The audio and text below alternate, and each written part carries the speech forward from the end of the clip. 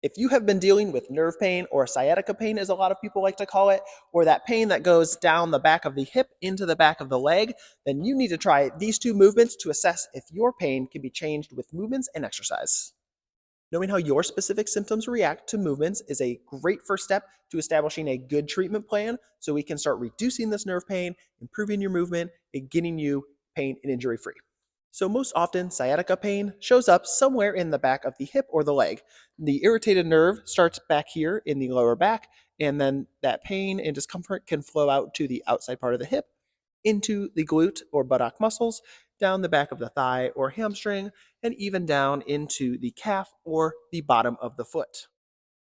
Before we do any movements, we want to first assess exactly where our symptoms are at and how intense those symptoms are.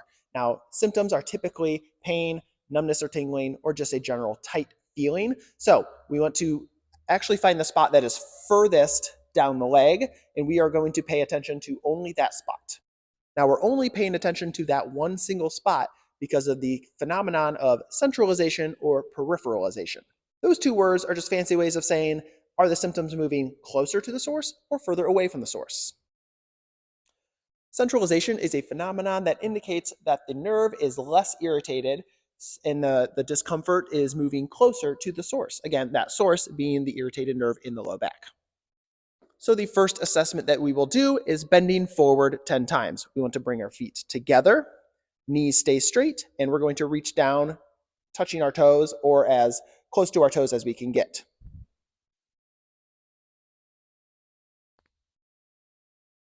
After you perform 10 reps, we are going to then reassess exactly where your symptoms are located.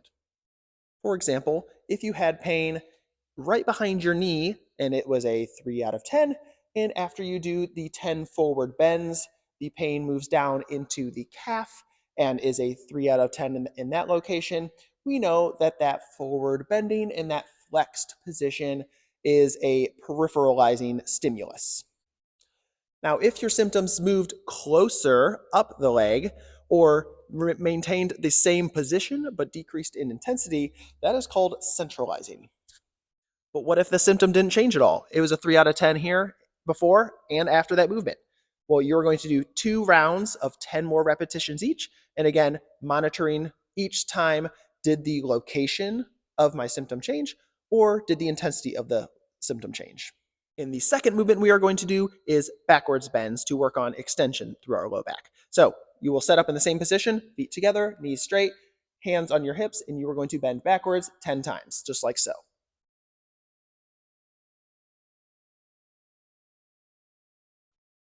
After 10 repetitions, again, you will then monitor exactly where your symptoms are located and exactly how intense they are. Now, we are going to only, again, pay attention to how far down the leg that furthest symptom is at. For example, again, if your pain started behind the knee at a 3 out of 10, and after doing the backwards bends, the furthest symptom down your leg is now up here underneath your hip, and it's a 2 out of 10, that is called centralization. Again, if you had a 3 out of 10 discomfort behind the knee, and after doing your backwards bends, that pain or symptom moved further down your leg, that is a peripheralizing movement.